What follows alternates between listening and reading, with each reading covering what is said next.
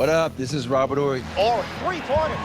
There is it. You might know me as Big Shot Bob. To Horry for three. Oh, unbelievable. This guy is off the charts. What's going on, Big Shot Bob? Robert Horry from downtown.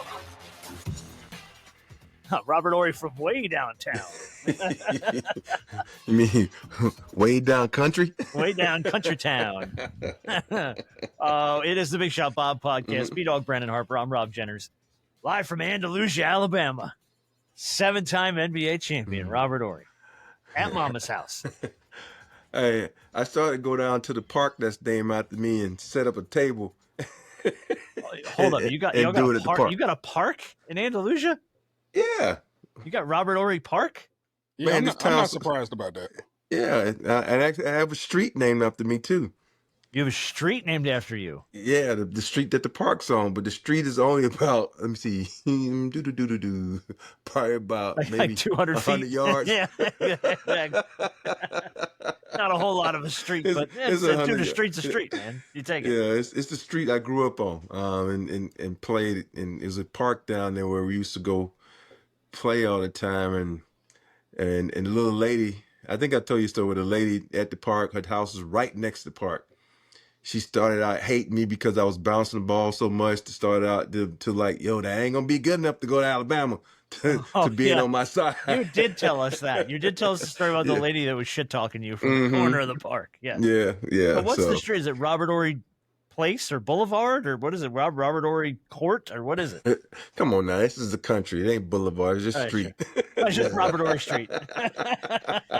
Ain't no Boulevard in Andalusia, Alabama. What are you talking about? It ain't no place. It ain't no lane. All of a sudden, your white man can't jump. Ain't no view. Ain't no vista. No damn view.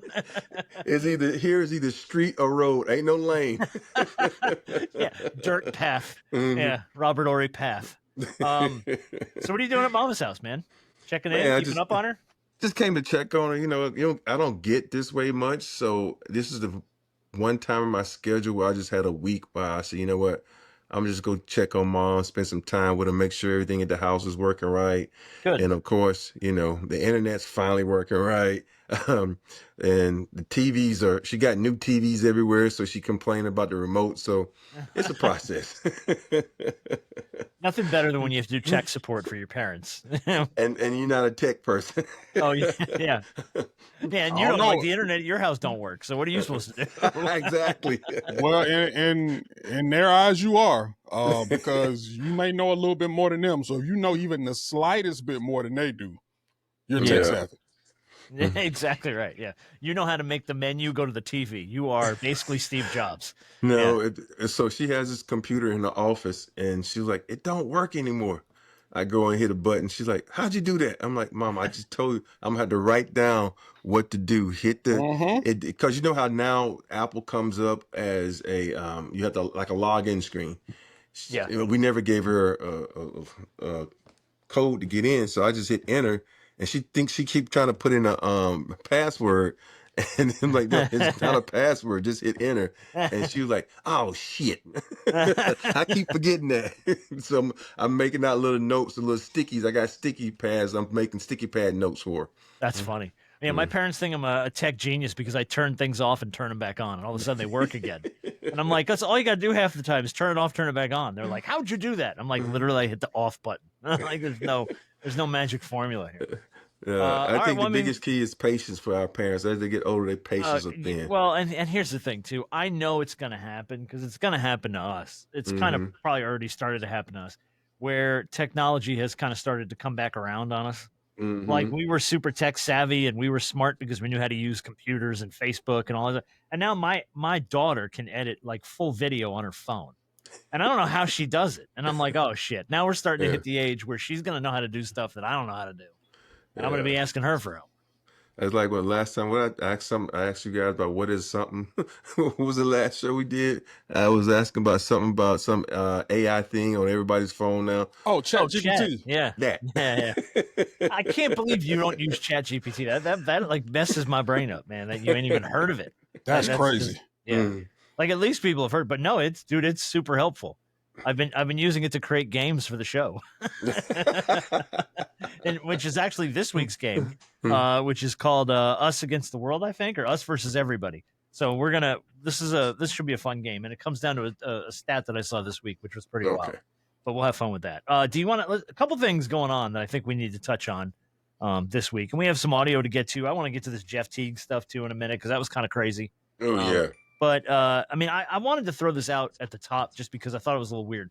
So all the rumors around Luka right now, and for starters, by the way, dude looks good. Yeah. Like he looks in shape. Did you see the what is it, Men's Health? He's on the cover of? I'm like, it's like he looks like a totally different person. But there's a Slovenian news site that made that, of all places, that made a claim that he's already agreed to his extension, $229 million extension with the Lakers. So he did take the 4 year instead of the 3 year. This is according to them. I don't even know how much of this is true. I'm going to give you the quote real quick. We talk about it. Quote: "The American media speculated that Luka, who's been sculpting his body in recent weeks, might be delayed signing a new contract since September.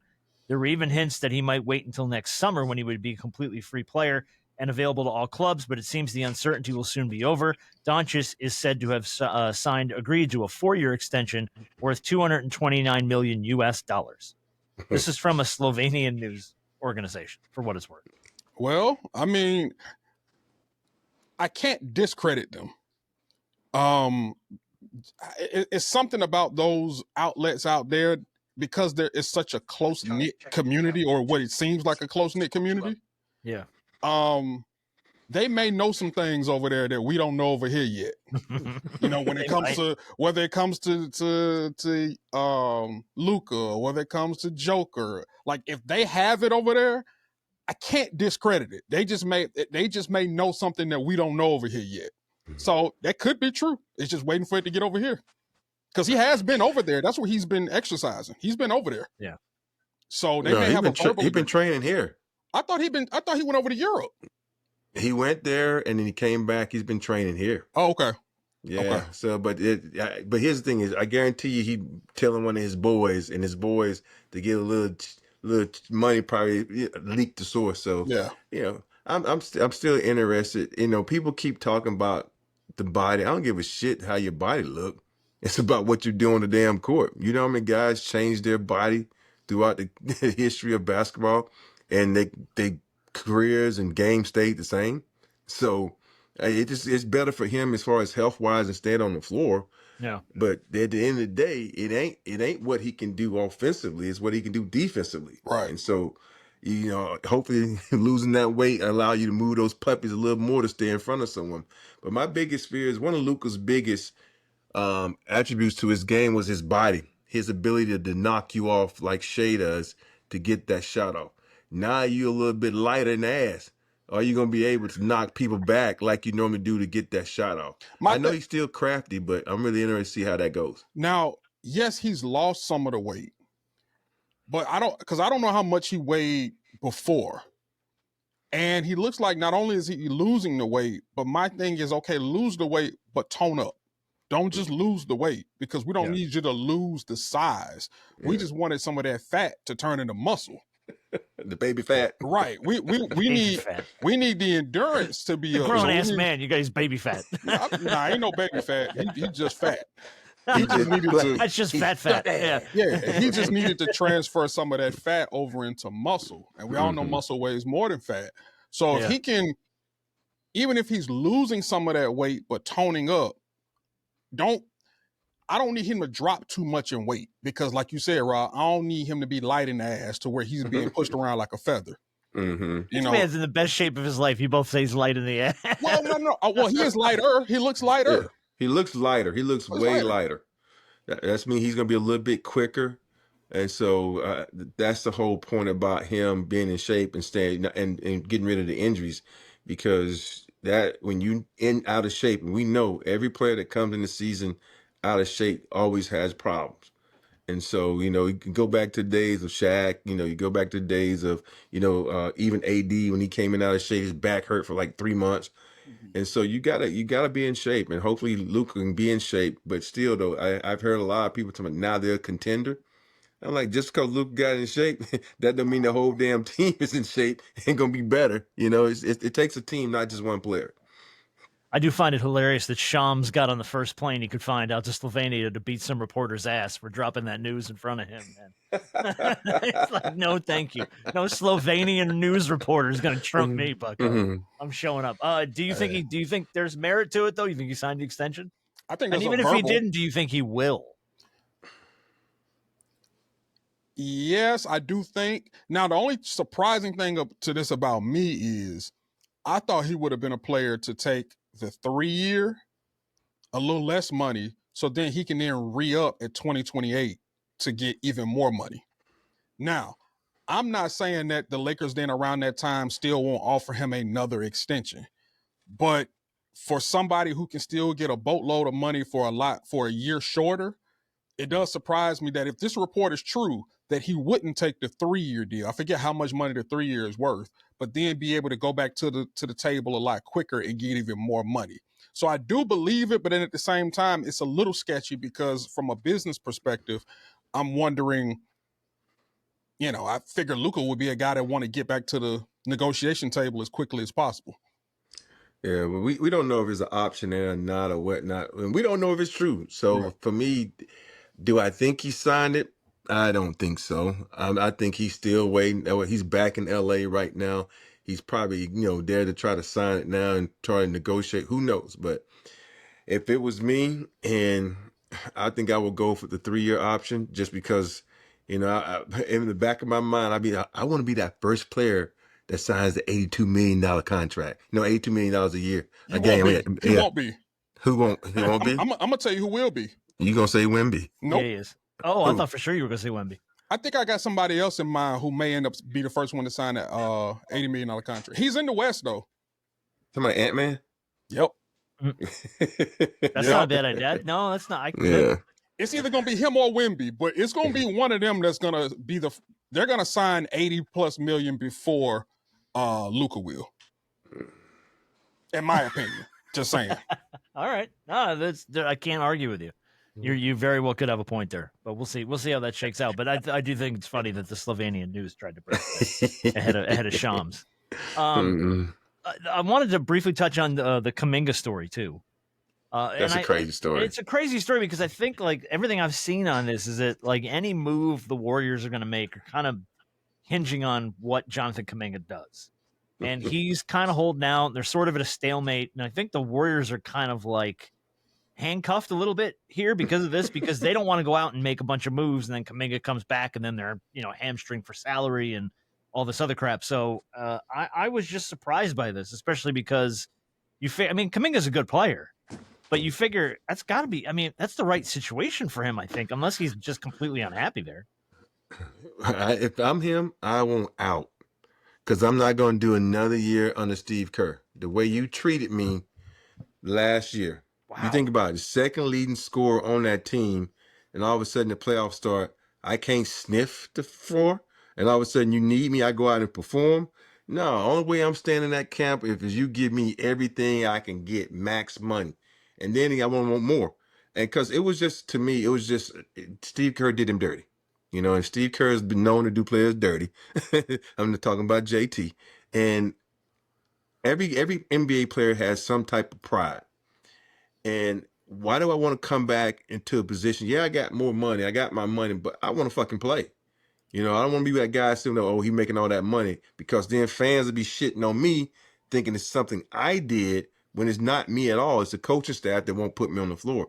So if I'm him, I'm saying, okay, we can do a sign and trade or something of that nature, but I do not want to be here as long as Steve Kerr is the head coach. That's if I'm Jonathan Kuminga. Yeah, you gotta. I think if you're Kuminga, and I agree with Rob to a degree, you can't. I'm a guy that's showing a lot of promise. I'm young. I have a lot of athleticism. There's a lot of stuff that I can work on in my game. I have a lot of promise.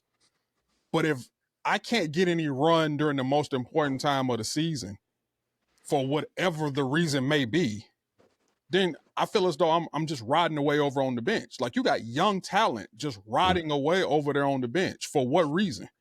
And so if it's beef between Kuminga and Kerr for whatever reason to where he can't see the floor, then at some point in time, you got to figure out a way to get him somewhere where he can thrive. Now, does that mean that the Warriors want to trade him? I don't know. My thing is I'm trying to figure out what's been so difficult about you trying to trade him. What you want in return? Like Probably. it's just one of them situations where I'm kind of like, hey, you're either y'all reconcile and kind of figure out what the issue is, sign an extension, and y'all kind of fix your relationship and move forward, or you wipe your hands of this and figure out a way to get him out of there so that he can go somewhere where he can shine and he can thrive and do whatever he needs to do for his career. But this whole little situation here is weird, and I think it needs to come to some type of resolution soon. But that's easy for me to say because I'm not on either end of that spectrum. Yeah, I think the sign and trade is the rumor now. Yeah. That's realistically, if he wants out and they're going to have any kind of course forward, it's going to have to probably be a sign and trade.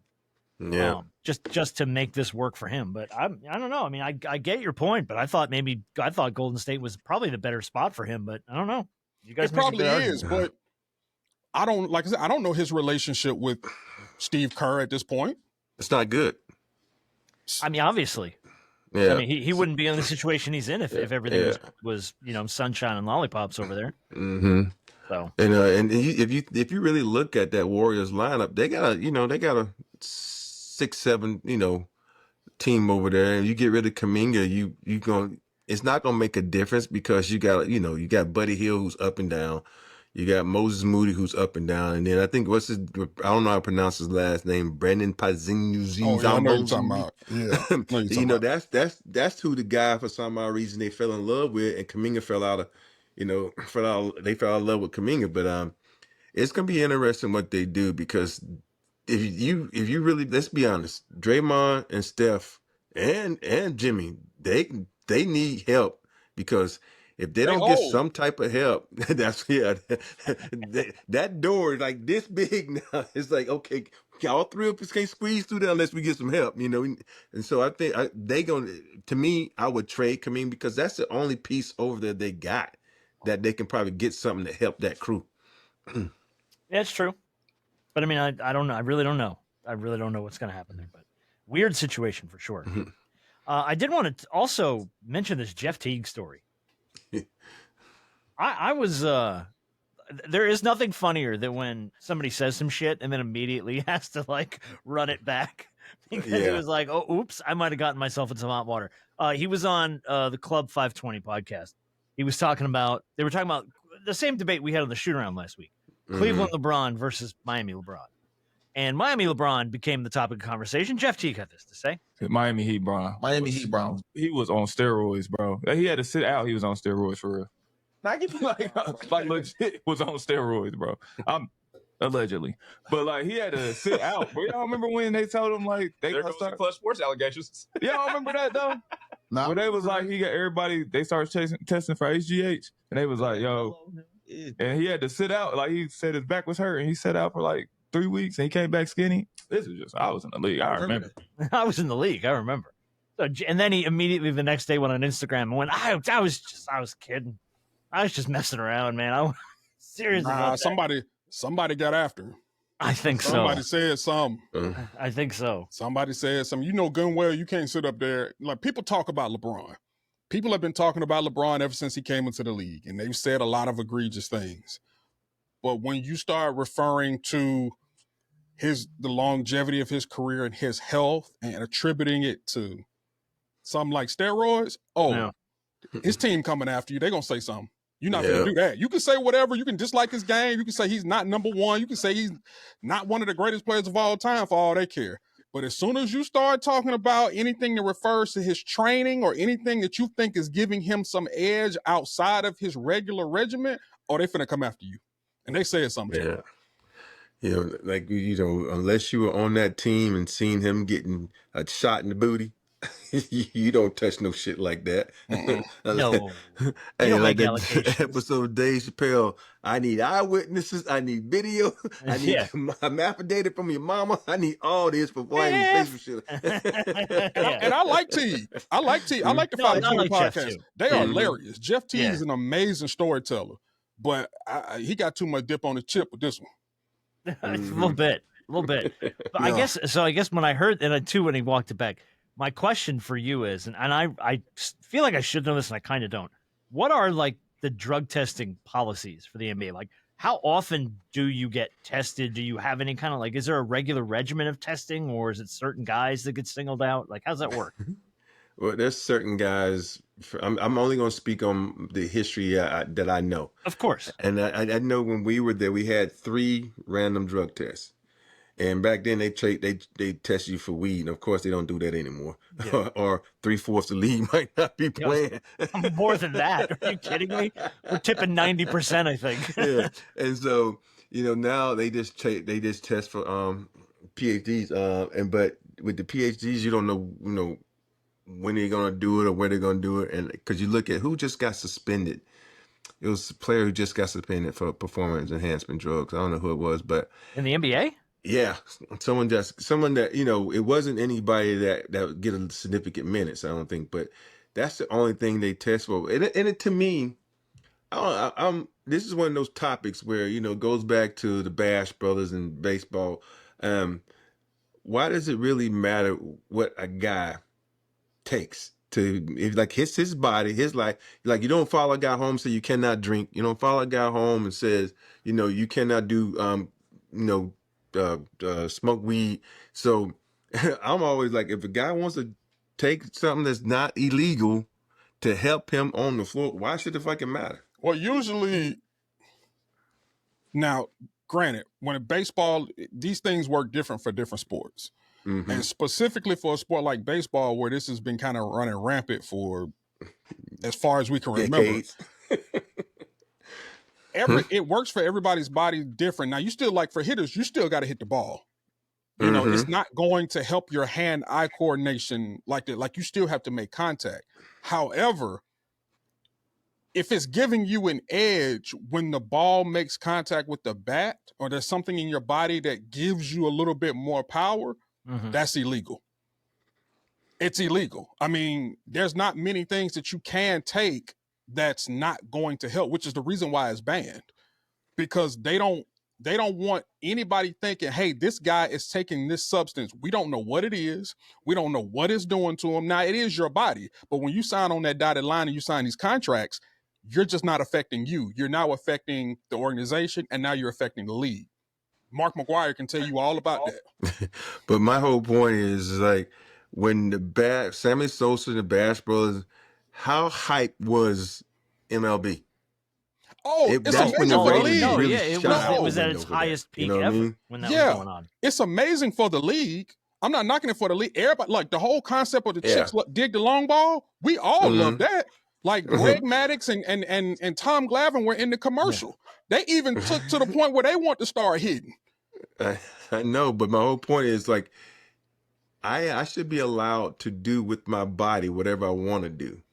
If I want to take this to make myself better, why not? Because you're cheating. No, but if it's not illegal for me to take it, and like now when it comes to, I'm like, if the government doesn't come and say, yo, that cocaine is illegal, that whatever it is illegal, why can't I take it? Because all I'm doing is trying to make myself be the best athlete I can be, and it should be my choice. So, Go ahead. But what does that say to somebody? For me, Ken Griffey Jr. is my favorite baseball player of all time, and I know you like Ken Griffey as well. Love it. Mm-hmm. Ken Griffey, if Ken Griffey became the home run king, Ken Griffey would have no one to stand against him to say, you know what? That's the home run king. You know why? Because we never heard of Ken Griffey taking any substance or anything illegal. Ken Griffey did it by his swing. He did it by his mechanics. We've never known him to be in anything that cheated the game. So what does that mean for guys like him, who he's 6 all time on the home run list and did it clean? All right, let's back this thing up here. All right, now you go back to, let's say, Babe Ruth, who was one of the top home run hitters, right? Right. Now you get to a point where you can't tell me Ken Griffith didn't take some type of vitamin, some type of creatine, some type of that's enhancing your body too. So now you can't. Now everybody that uses that even if you put in anti-inflammatory so you can be on the field, that's enhancing your body. You see where I'm going with this? Because you're still doing things to your body that ain't natural. It ain't coming from eating steak all day or drinking raw eggs. It's coming from some type of creatine, some type of other thing that some supplement that you putting in your body to make you get back out there faster and make you a little bit stronger. So what is the difference because one supplement is illegal and one supplement isn't illegal in the major league sports? Well, I get that there are some things that you take. It's kind of like people who work out, they take pre-workout to kind of help them through the workout and things of that nature. I understand those things. But pre-workout is not making this person stronger. It's not. If I yes, it is. Not really, because it's giving you the energy to get in there and put in that work. Yes, because since you put in that work, your muscles are getting stronger. Your muscles are getting endurance. So it's the same thing. But Rob, if me taking pre-workout, if the day before I couldn't lift 225, and I take pre-workout is not going to help me lift 225. I'm still not going to be able to lift 225. The problem with baseball and HGH and steroids is it's enhancing the size of players, not from a natural standpoint, that's giving them more power to hit home runs. Like I said, for the fans, it's great. We love it. All right. Now we're gonna run this and then we're gonna get off this stuff. Now you're gonna sit up here and tell me that Luka is not taking something, and I mean like he's taking like a creatine, or he's taking a supplement, some type of supplement. I know what he's taking. Slavian chicken. He's taking Slavian chicken. So my whole point is like, this is one of the things, and let me get wrong, only thing I ever took was creatine when I played, and then I had an injury that was a result of creatine. I got off that shit quick, fast, and hurry. So my only point is like, if a player wants to make himself better for his sport, and it's not an illegal drug in the eyes of, he should be allowed to do it. As long as it's... And I know, like, trust me, I don't want my balls and my dick to shrink up and my acne on my back. I ain't gonna do that shit. God. But damn. I don't love the damn sport that much. But they start calling you Little Shot Rob. Wow, that's crazy. Hey, now that part, that's beyond sports. That's a life decision. That's something you got to deal with for the rest of your life. That's bigger than sports. Yeah. Sports littler. I do think. Right, exactly. That's funny. You're funny.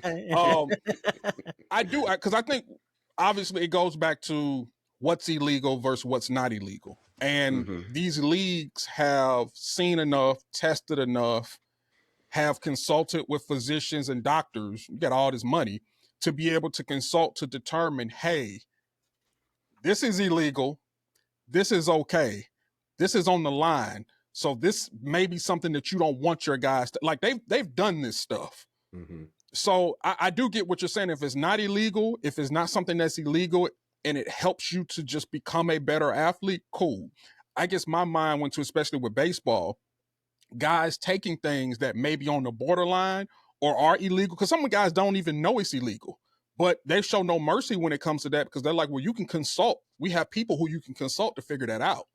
Yeah. Like, we have people.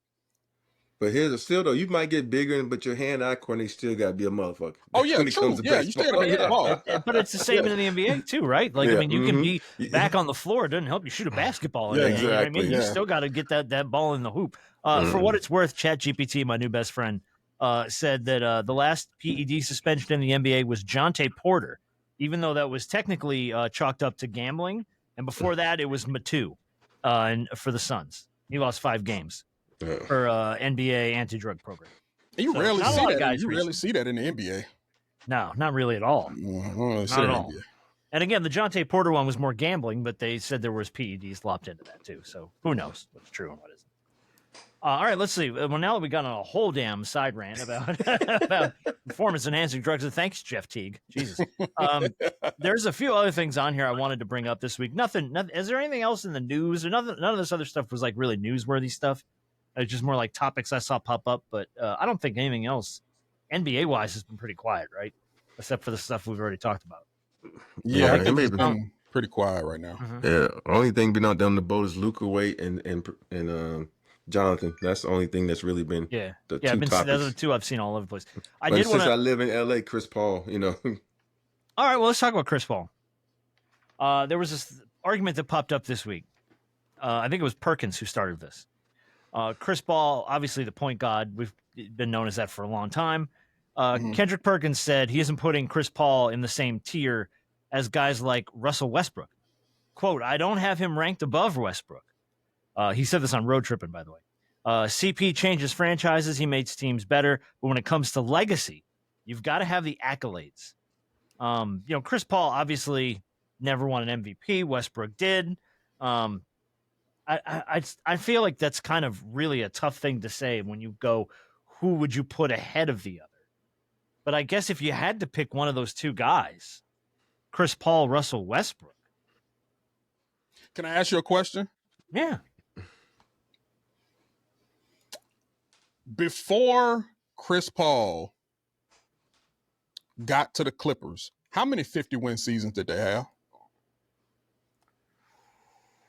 Not a lot, would be my guess. So Chris Paul spent 6 seasons with the Clippers. He was a 5-time NBA All-Star. I forgot how many all NBA teams he made. They had at least 3 or 4 50-win seasons while he was there. No disrespect to Russ, because I'm going to tell you something about Russ. When Russ was there in OKC with Durant and those guys, there are times where I feared Russ more than I feared Durant. From a point guard perspective, him and Derrick Rose were the most athletic things at point guard we had ever seen. Like the explosiveness, just the determination that they had. You had never seen that at the point guard position. But I don't ever remember, and I'm not saying that Russ has never been a part of this, but Russ elevating his team the way Chris Paul elevated his team. To your point, the Clippers did not have a 50-win season before Chris Paul got there. The best they had was 2005. They had 47 and 36. That was with the Elton Brand team. Yeah. So after Chris Paul, they had multiple 50-win seasons. That's all it says. The reason, I just think from a prototypical point guard perspective, now I think Russ is a better defender. I think from an aggressive standpoint, Russ is a better defender. We all know from a body standpoint, Russ is just much more stout. But we've seen Chris Paul on numerous occasions take franchises who wasn't about nothing, and with his court general concept that he brings to the floor, turn them into competitors. The Clippers being one of them.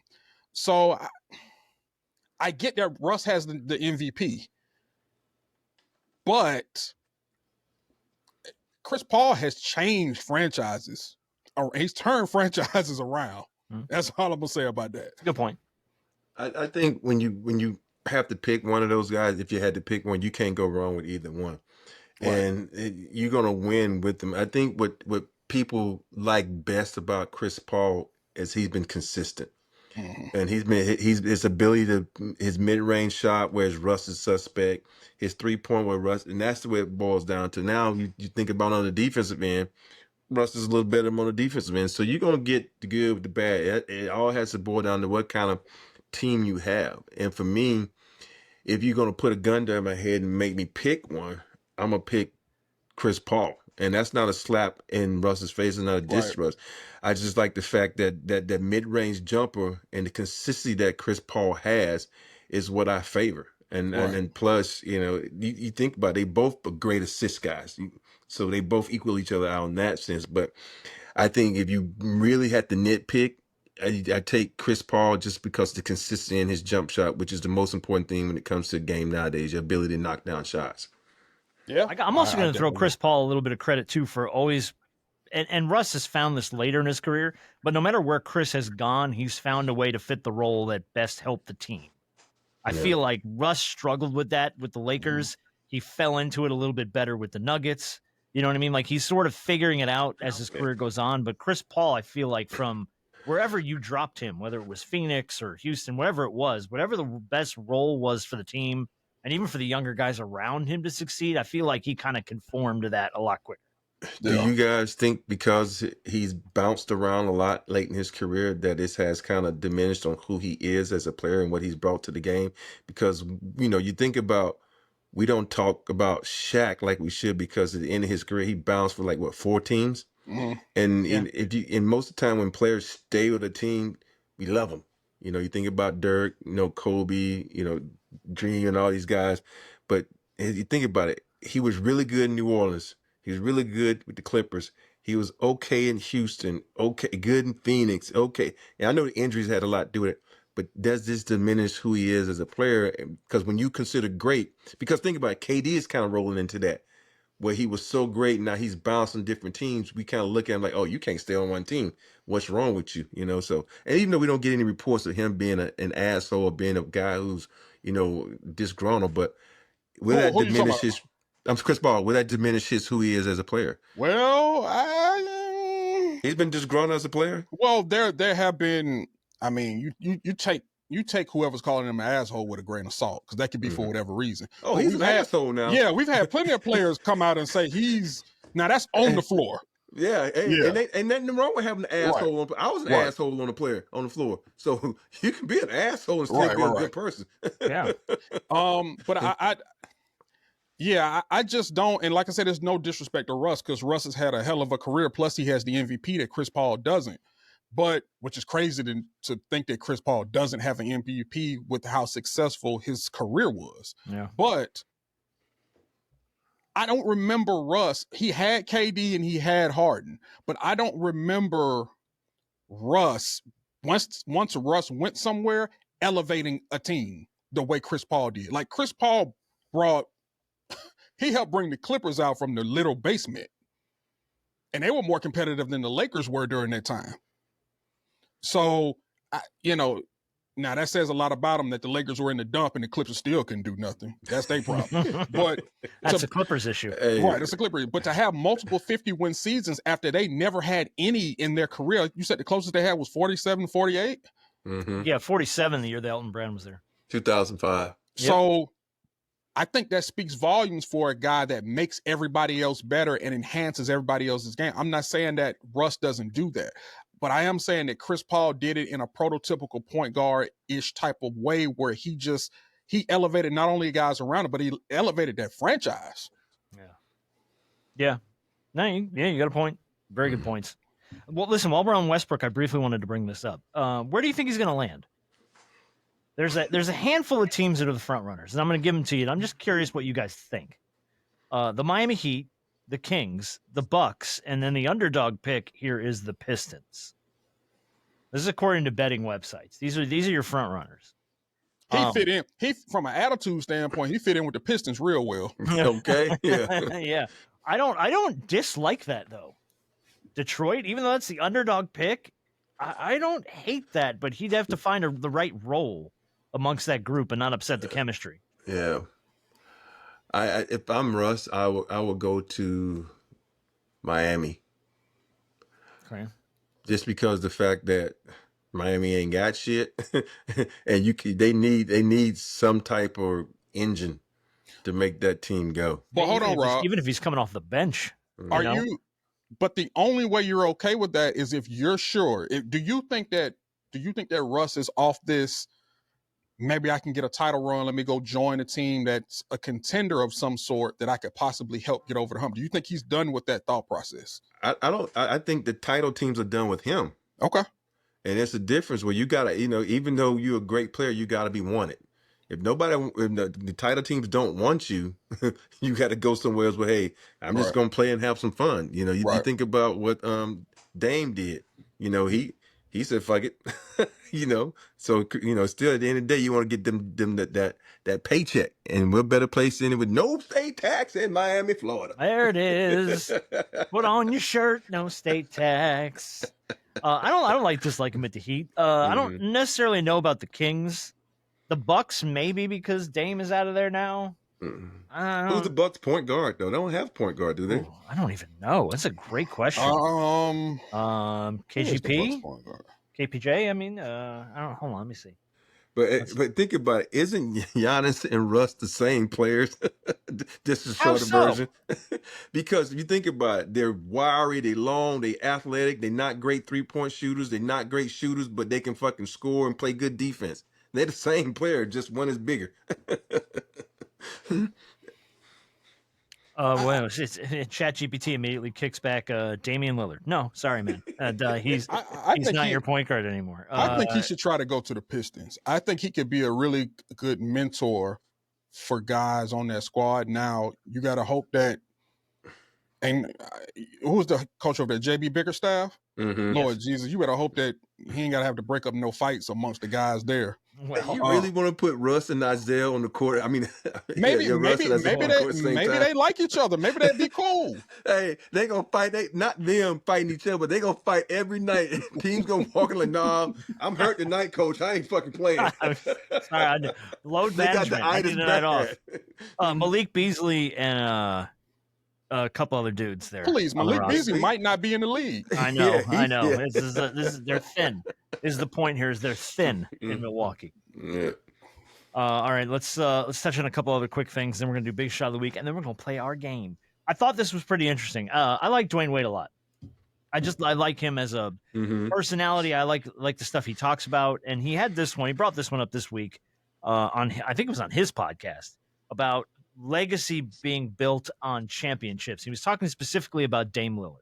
And I'll play this clip for you and just kind of get your thoughts on it. With Dame, legacy in the NBA will be way bigger than the championship. And I think every player that comes through this league, legacy is not just built on winning the championship. And we got to stop doing that. Yes, if you're one of the greatest, if you want to be on that top 75, you want to be on that up there with the GOATs, yes, championships are a part of this game. But that doesn't mean every player that comes through that is great at this game has to walk away with a championship for their legacy to be stamped. And so Dame, to me, is one of those players that if he never sniffs a championship, it doesn't change the fact that Dame is a bad motherfucker. Yeah. And his legacy in Portland is stamped. And what he do from this point on is even more legacy building.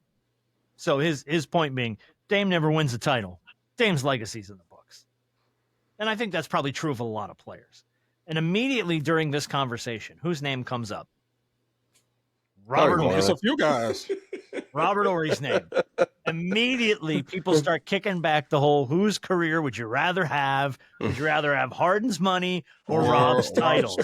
It immediately comes back to that, and it never fails. Yeah. And look, you know, I think this is a hard argument to have too, because I feel like there are guys, we have plenty of them, right? Ewing, Barkley, Reggie Miller, whose legacies are stamped regardless of whether they win a title or not. And their greatness doesn't really come into question. It's just kind of the one thing missing on their Hall of Fame resume. Not that they even really need it. And I don't think Lillard needs to win a title to be able to say, well, look at my career, and I also had a title. No, I think to Dwayne's point, your career is kind of in the books. It's stamped. Yeah. But that's not to say everything inside of him has got to want to be able to call it a career with a title. Isn't that just in your nature as a player?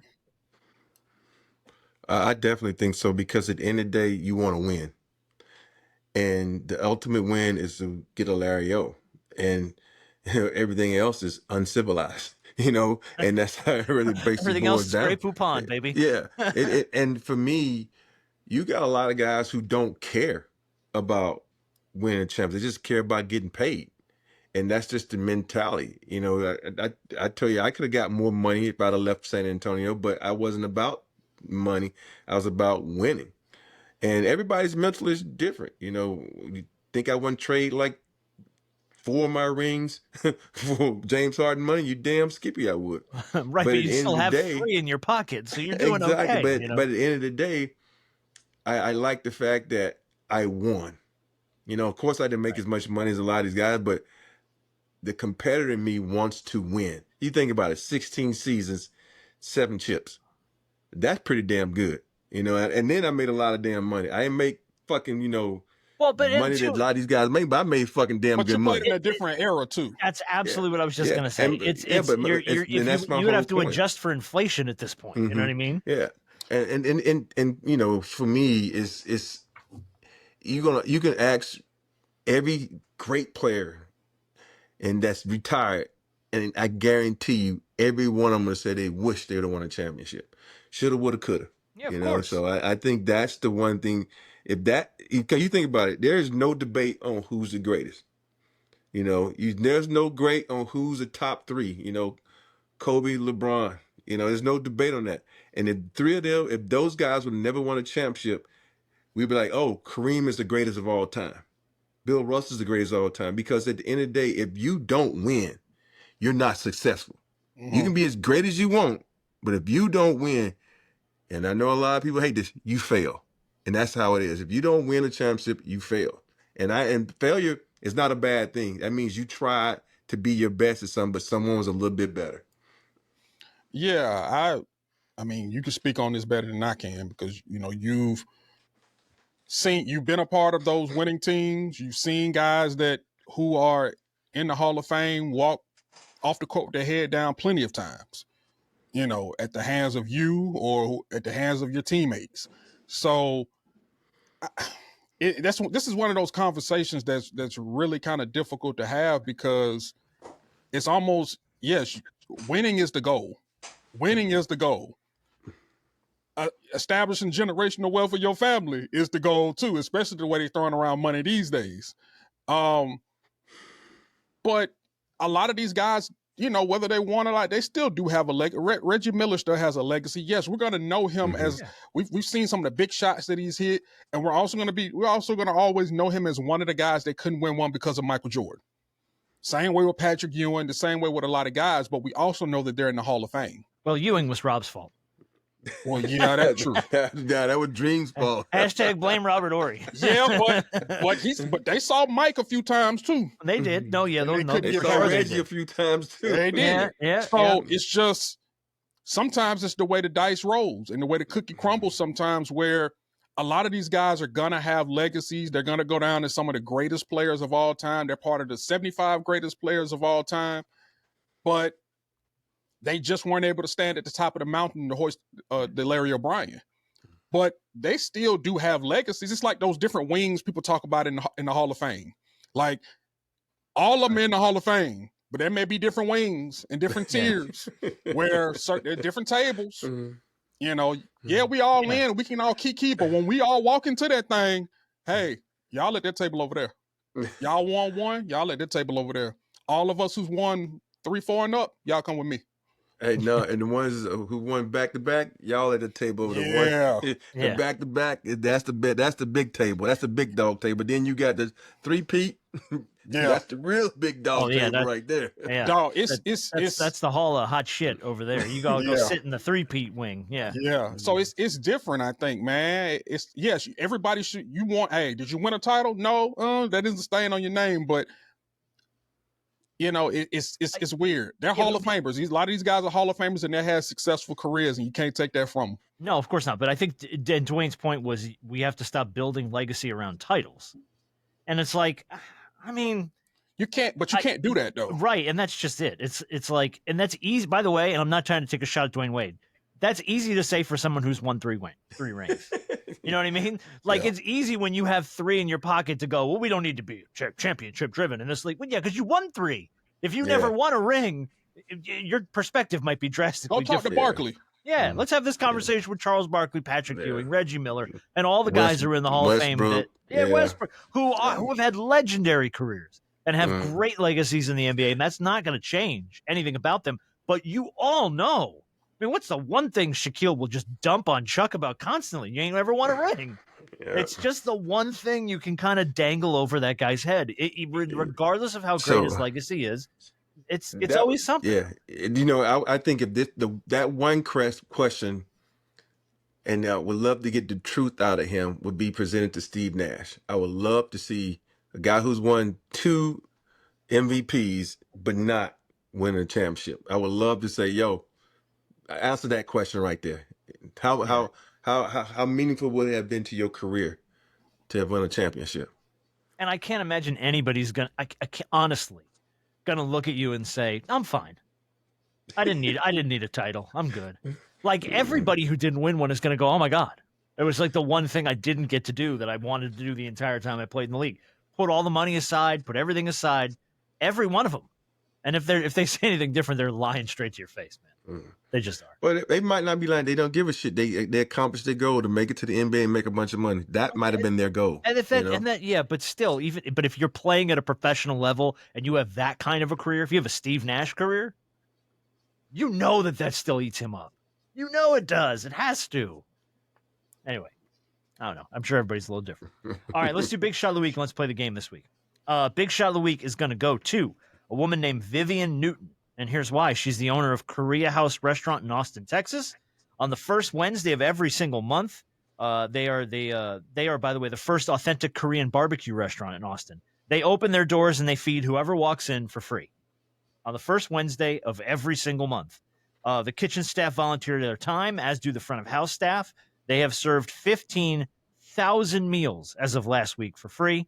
The owners, who recently had to start dipping into their own savings to continue the tradition, they say, we're not rich, but when we share with others, God will always provide better things somehow. If we have to close down, we'll close down. But until then, we're going to keep doing this for our community.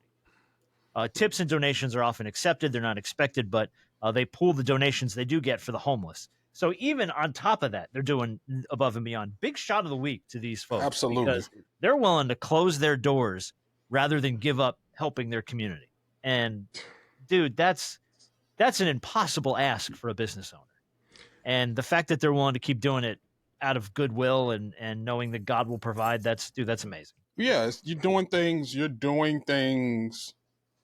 for the greater good and not just for something that benefits you. And that's what sacrifice and that's what, love for your fellow man looks like, is sometimes you're putting yourself and your needs on the back burner to benefit other people. And that's where a lot of your blessings come from, is when you're looking out for other people. Yeah. They'll be taken care of and they'll be fine. They'll receive everything they ever thought tenfold, more than they could ever receive, because of their willingness to pour back into the community. I know next time I'm in Austin, I'm go by there and eat for free. No. Go by there and support. That's what you got to do. Throw some love. Throw some money that way. Well, I mean, next time you're in town, I know, because it's a lot of selfishness in this world. So when you have stuff like that going on, and you have that beacon of light out there, then you always want to continue to give back to them as they give to other people. And knowing too, there's people in your community who can't afford a meal, right? And you're just like, all right, well, come by on the first Wednesday of every month because food's free. Dude, that's unbelievable. That really is incredible. So just big shot of the week to those beautiful people in Austin, Texas. All right, here's this week's game.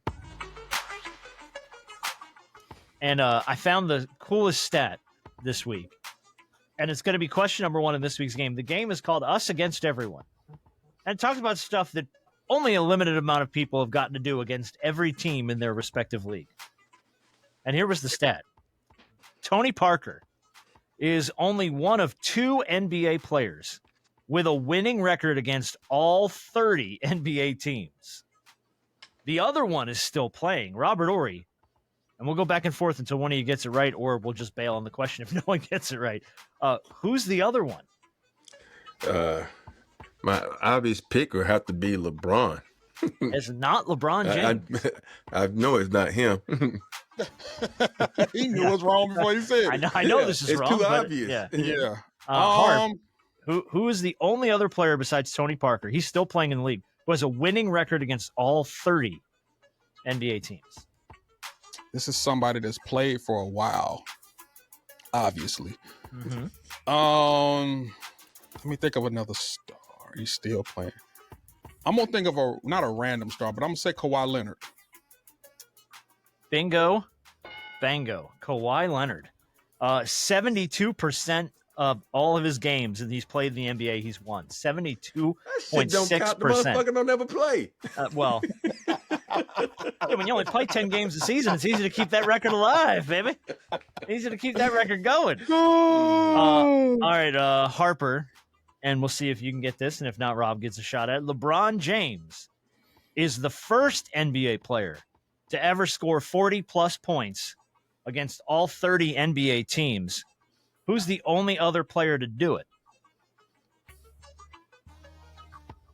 He's still playing, by the way. I think 40 this is plus against every this team. is a trick question. It is not a trick question. I thought LeBron is LeBron was, one. I Who's thought the LeBron other? was the only one who did this. And he's still playing. Still playing? Kevin Durant? Kevin Durant is the answer. Kevin Durant has accomplished the feat as of last season. You would have think Jordan or Kobe would have did that too. Yeah, really. Yeah. No, and they weren't even on the list, which is crazy. All right, Robert Horry. Let's go over to the NFL. There are 4 guys, 4, who have thrown a touchdown pass against every NFL team. We're taking Tom Brady out of the equation. He's the obvious answer. For 1 point each, how many of the other 3 can you name? Quarterbacks who've thrown a touchdown pass against every NFL team. God, is Peyton Manning one? That is 1. I'm gonna say somebody like crap. What's the fucking guy for the 49ers? Shit. Joe Montana is not 1. No. that's Okay. not. Harp, 2 to go. I think you got to start thinking of guys who are top of the touchdown list. I'm going to say Drew Brees. Drew Brees is 1. Absolutely correct. Good job. And then there's 1 more on the list. Can you get him, Harper? And he's still playing? No, he's not still playing. No. He's just one of the 4 guys who've thrown a touchdown against every team. Tom Brady, Peyton Manning, Drew Brees, and He's not still playing. he's not playing. No, he's been retired for a minute. I can't. It's not Phillip Rivers, is it? It's not Philip Rivers. Okay. Rob, any guess here? I'm gonna go with someone like what's the dude that's the announcer now? Crap. Played for the Cowboys. Tony Romo? Tony Troy Romo? Aikman. Oh, Troy Troy Aikman. Aikman? No, it's not. Neither Tony Romo nor Troy Aikman have thrown a touchdown against every NFL team. Okay, can you give us a hint? Did he play in the AFC or NFC? He played in the NFC. He has been in the news in the last few years for all the wrong Oh reasons. shit. Oh, Brett Favre. There you go. Oh. It's Brett Favre. Yeah. Good job. All the wrong reasons my boy Brett Favre's been in the news. Brett man. Favre. I don't know Tell why you I didn't what. think of him before. All right. Harper. Mhm. Of those 4 guys on that quarterbacks list, we named all 4 of them. Drew Brees, Peyton Manning, Brett Favre, Tom Brady. They are 4 of the 5 quarterbacks in NFL history who have a win against all 32 NFL teams. Who's the 5th one? Oh, I think I know this one. I think I saw this before. I think it's Did Aaron you? Rodgers. It is Aaron Rodgers, you son of a bitch. You're right. Yeah, very good. I think I saw Good this job. one It is before. Aaron Rodgers. All right, Rob. Last question. Staying in football, there's only one player in NFL history who has scored a touchdown against every NFL team. Who is it? Oh shit. Cam Newton. It's not Cam. To scored a touchdown, not threw a touchdown. No, Oh, it's you not. forget he scored a He touchdown. didn't. But dog, you know how many Yeah. rushing touchdowns he would need? And against every team, he'd have to play. Yeah. Hey, no. hey, you gotta throw some shit off the wall sometimes. Okay. See, this is where you start thinking of pass catchers. Correct. And not just any pass catchers. You start thinking of the top pass catchers in Correct. NFL history. So I'm going to start thinking of guys who I have in my big 3 or big 4. And I'm going to pull one of them out of the hat. You got And to. one of them is a fan of, and the one I'm thinking of is a fan of this show. And his name is Terrell Owens. Son of a bitch. Good job. Very good. Terrell Owens, the only guy up there who has scored. You know what? You did good at pick, that. My next pick was gonna be Julio Jones. Hell no. Jones. The gripe around Julio Jones is that he never got to the end zone enough. Yeah. The Falcons would get him down to the 5 and then hand it off. Julio don't have anywhere near 100 career touchdown catches. Yes, Mom. I'm doing an interview. Tough go. Whose thing is that? This is mine. I'm doing an interview. Hi, it's okay, Mama. Hi. I know. I bought you a CD. Okay, thank you. What did she do? What'd she bring you? She brought me a sandwich. Oh, God bless your mother. Yeah. Oh, God bless that woman. She brought you in the middle of the podcast. She brings you a sandwich. Oh, man, dude. And you know what? That's the best, man. And you know why she can interrupt your podcast? Because you in her house. Oh, hell yeah. Yeah. Do whatever she wants. There's no interruption. That's brilliant. Mm-hmm. My house. I pay for this shit. Oh. Wow. Hold on, wait. That Mama! door better be closed, baby. Mama! Hey,